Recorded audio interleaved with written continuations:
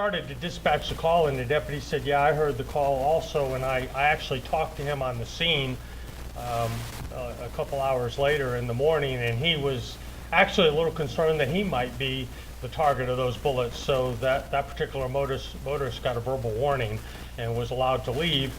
And of course, Deputy Heiler and a few other deputies started looking for the source of those gunshots to see what actually occurred. And as they were looking, they found, unfortunately, found a white male deceased in the parking lot of the Holiday Inn Express on the north end of the parking lot, and he was obviously the victim of homicidal violence. Of course, we started to jump into action, and during the next 24 hours, almost to the minute, we had tremendous help from several agencies, not the least of which was Pasco Sheriff's Office. They helped. The Georgia Bureau of Investigation, because our victim, Jeffrey Lott, was originally from Georgia and actually down here working. We had several agencies in Georgia, small town agencies that helped us looking up records and so forth. We actually talked to, and I asked my detectives to give me some numbers, we probably talked to about 150 people in that 24 hours. Most of those were face-to-face. There were a few individuals where we actually talked to them over the phone, but the vast majority of them were actually face-to-face with my detectives trying to figure out what happened. We actually went in front of a judge about 12 times, getting warrants and court orders to make sure that every T was crossed and every I was dotted, because although in our eagerness to solve this crime, we don't want to violate anybody's rights or cause any loopholes that might hurt prosecution later on. So it's not just the interviews that are done, there's a lot of legal issues that have to be done. We probably had about 40 people involved in this investigation. Of course, we have major case detectives. I think I have a couple people from crime analysis that are up here. They obviously came in right at between 3 and 4 o'clock and started working behind the scenes. We had property crimes detectives from both District 1 and District 2.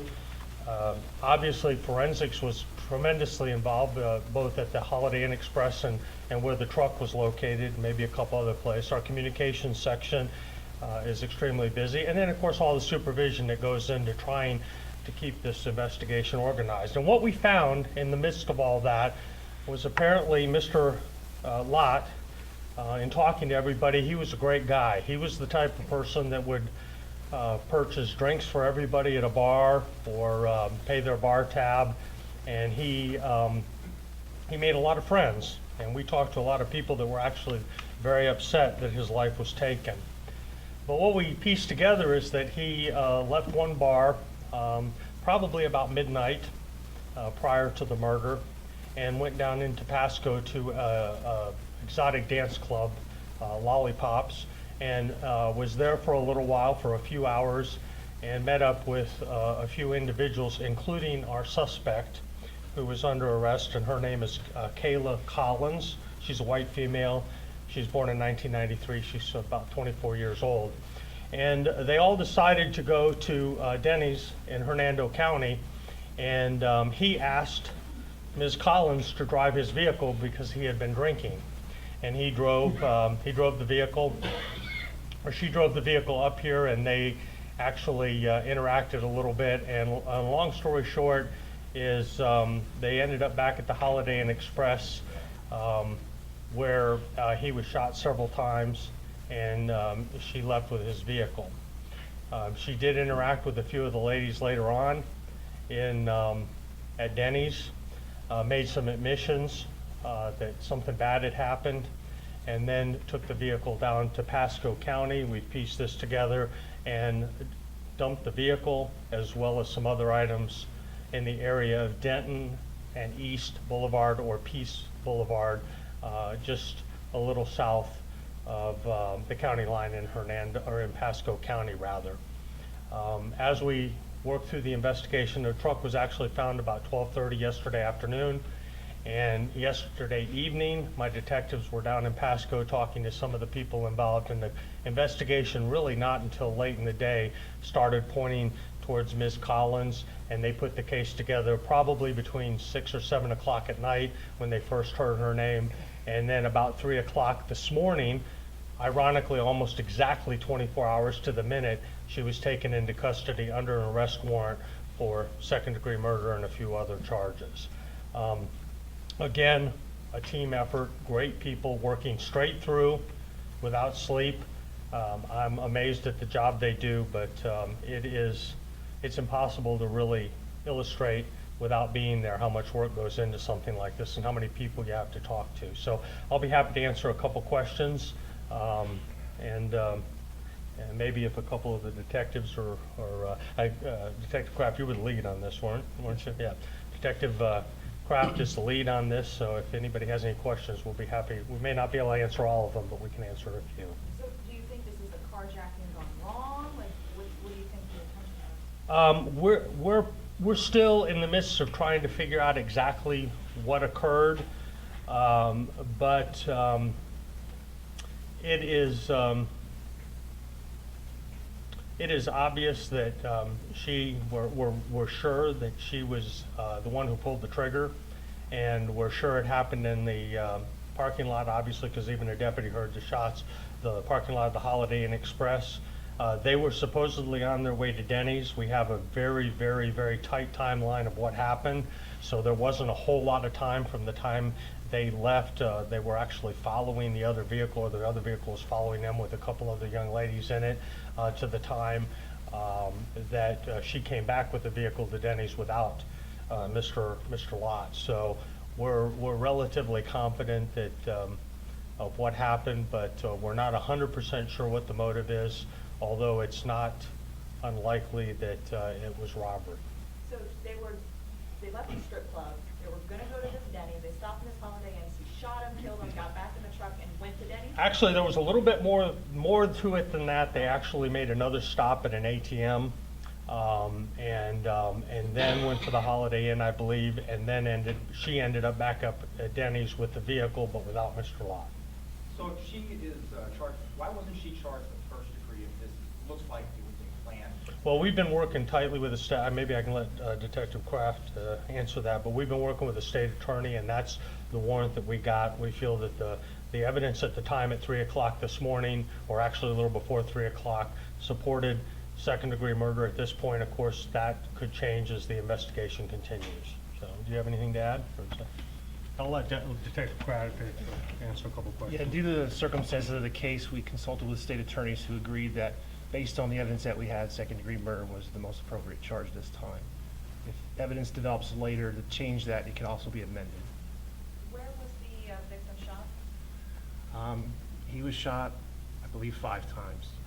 In the head, chest? Different parts of his body, yeah. All upper, any lower body, or? Midsection. Okay. Was she a dancer at the club, or how did they happen to meet?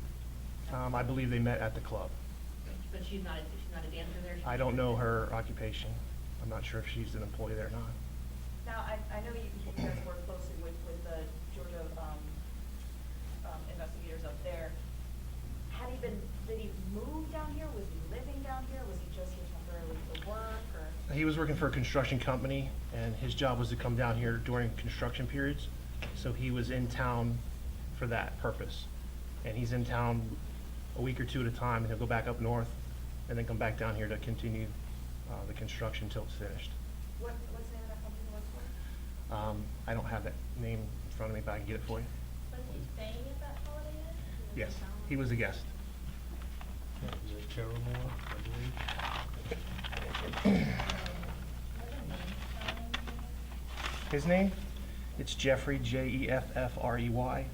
Last name is Lott, Lott. Do you have a date of birth for him? 5/25/71. There was some speculation from one of the witnesses I talked to that the gunshots were slow. There was a lot of time in between each shot. Is that accurate at all?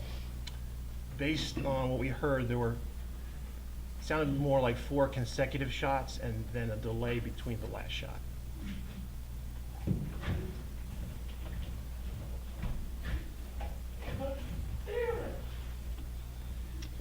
Was anything else taken, or was it just the car?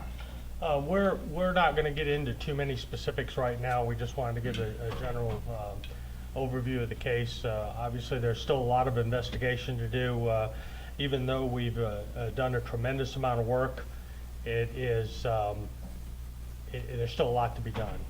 As a matter of fact, we're still working aggressively on our previous murder that occurred, and then, of course, we had this one kind of suddenly. Obviously, they always do come up suddenly, so it's going to be a long time before we answer some of those questions and make sure we get them answered. But as more information comes out, either between now and trial or at trial, those questions will be answered. Is the deputy that heard the gunshots, is that individual here? I don't believe he's probably actually sleeping because he works nights. But he was the one. He and a couple other deputies actually found Mr. Lott within a few minutes of which was really fortunate for us, because obviously the quicker we find out, that evidence, the quicker we can start working. So I was actually very impressed that it came together. Like I said, in 24 hours is amazing. It is. And when they found him, he was already deceased? Yes, he was definitely deceased. Yes, unfortunately. The location where you found the vehicle, I don't know if you even mentioned it, the location where the vehicle was dropped off in Pasco County, was that known to the suspect in the area, or was that just a random place? I'm not 100% sure if we know that she definitely knew it, but it wouldn't be a surprise if it was. I believe it was like a vacant house or something in foreclosure, that type of thing. So it's probably likely that she may have just found a vacant house too and dropped her off. So Does she have a prior record? that I don't know. We'll have to get that for you. I don't have her priors. So You said other charges. Are the other charges vehicle theft? What are they? I don't have all of the charges in front of me. What It's maybe robbery, armed robbery with a firearm, and she was also charged with grand theft auto. Thank you. Sure. Yes, sir. It's okay. Everyone's asked out on that case. I had a question about Robbie Barrow. What were your deputy's interactions with him this Okay. morning? Yeah, I'll be happy to address that. Let's make sure we get done with this first. Is everybody completed with that? Okay, with the murder. All right. I don't have a whole lot of information, but I did gather some information in anticipation that you may call. For those of you who don't know, apparently he's the individual who was in Pasco County, whose life was taken by a detention deputy after at least a couple crashes. Is that correct? Yes. Okay. Although we're still looking into it and trying to figure out exactly what happened, as we understand it, about 4 a.m. this morning, this particular, we actually got a call transferred to us from Pasco, a 911 call, and it was on one of those phones where you don't have subscriber information, I believe. Again, this is all very preliminary. And it was an individual, a female, who was saying she was being followed, and I guess she gave a description of the car. And after a short period of time, we were actually able to locate the car and this individual at County Line in 19. He did become a little bit agitated with the deputy that approached him, asking, "Why are you bothering me?"